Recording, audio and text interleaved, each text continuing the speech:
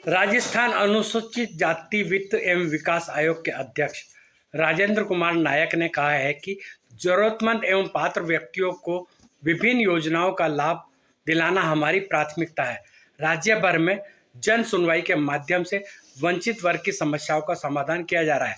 नायक ने सोमवार को अजमेर में सर्किट हाउस में पत्रकारों से बात करते हुए कहा कि SC ST अति पिछड़े वर्ग एवं वंचित वर्ग के लिए कई ऋण योजनाएं चल रही हैं।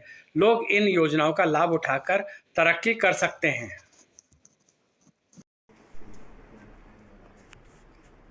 जैसे कि आपको पता है कि मैं अध्यक्ष हूँ राजस्थान राज्य अनुसूचित जाति वित्त और विकास आयोग का। तो यहाँ ऑफिस है मेरे, पूरे राजस्थान में है। तो सबके साथ में मैं बैठता हूँ, बातचीत करता हूँ, जन सुनवाई करता हूँ, अपने अधिकारियों से मुलाकात करता हूँ और उनकी जो भी समस्या हैं उसका समाधान करने की कोशिश करते हैं। और जो जन सुनवाई से हमें पता लगता है, क्योंकि क्या है कि अधिकतर हम लोग सबके पास में कानूनी ज्ञान पूरा नहीं होता कि सरकार की क्या क्या योजनाएं हैं, वो आम जन तक पूरी पहुंच नहीं पाती है। तो इसीलिए मैंने आपको ये निवेदन किया कि आपके साथ में हम एक प्रेस वार्ता करेंगे, ताकि आपके माध्यम से जो अनेक लोग हैं, अनुसूचित जाति के लोग हैं जो कि हाशिए में पड़े हुए हैं, उनको हम किस प्रकार से उनको हाशिए से निकाल करके राष्ट्र की मुख्य धारा में लेके आ सकें। सर, कौन कौन सी आर्थिक योजनाएं, वित्तीय योजनाएं इनके लिए चलाई गई है? देखिए, कई योजनाएं हैं। भारत सरकार की तरफ से योजना है, राजस्थान सरकार की तरफ से योजना है, जैसे प्राइम मिनिस्टर की अभ्युदय है, जिसके मार्फत ये है कि जैसे मोदी जी ने पहले अनुदान जो मिलता था 5,000, अब 5,000 से क्या होता है आज के समय में? आज से 50 साल पहले 5,000 की वैल्यू थी, आज उतनी नहीं रही है। तो मोदी जी ने उसको 5,000 से बढ़ा करके 50,000 अनुदान कर दिया है। और अगर मैं आपके चैनल में अगर कुछ आम जन सुन रहे हैं, तो अनुदान का मतलब होता है एक सहायता राशि। जैसे 1 लाख अगर लोन ले रहे हैं तो 50,000 ही उनका लोन माना जाएगा, 50,000 उनको एक सहायता दे दी जाएगी। तो ये मोदी जी ने किया है।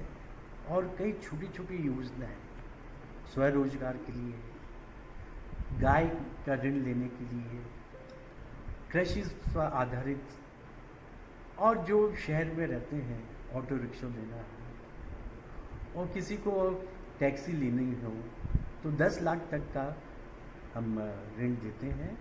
और इसके माध्यम से हम आम जन को सशक्त बना करके, आम जन से यहाँ पर मेरा तात्पर्य है अनुसूचित जाति के जो लोग हैं, जनजाति के लोग हैं जो अति पिछड़े हैं, उनका हम किस प्रकार से उनको हेल्प करके राष्ट्र की मुख्य धारा में शामिल कर सकें। महिलाओं के लिए किस तरीके की अनुसूचित जाति की जो महिलाएं हैं उन पर अत्याचार हो रहे हैं कई जगह, उनके लिए आयोग क्या कर रहा है?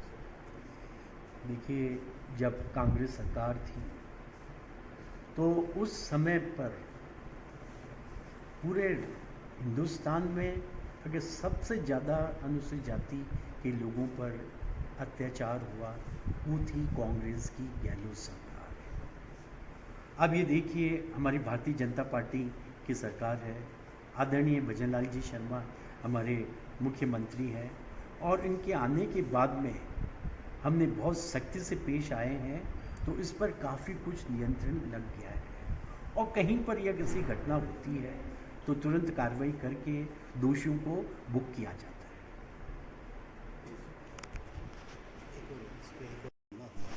इसको लेकर क्या कहना? ये नृशंस हत्याकांड हुआ है और जिसका पूरे विश्व में आलोचना हुई है, क्योंकि मोदी जी जो हैं, हमारे विदेश मंत्री हैं, हमारे भारत सरकार है, पूरे विश्व से बहुत ही आत्मीय संबंध बनाए हैं।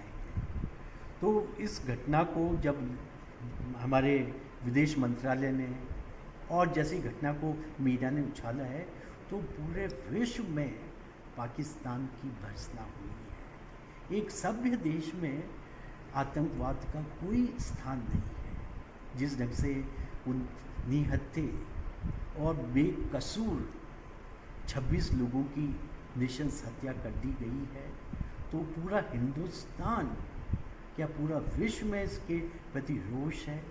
और विश्व के सभी देशों ने, शक्तिशाली देशों ने कहा है कि इस पर हम हिंदुस्तान के साथ में खड़े हैं, क्योंकि ये जो अलगाववाद, आतंकवाद, इसका कोई स्थान नहीं है सभ्य समाज में। तो क्या पाकिस्तान पर कार्रवाई होनी चाहिए इस मामले में? देखिए, कार्रवाई शुरू हो चुकी है, क्योंकि भारतीय जनता पार्टी, हमारे मोदी जी कहते हैं वो करते हैं। आप देखिए, पूरे पाकिस्तान को अलग थलग कर दिया गया है, कोई भी देश उसके साथ में नहीं खड़ा है, वो अलग थलग पड़ गया है।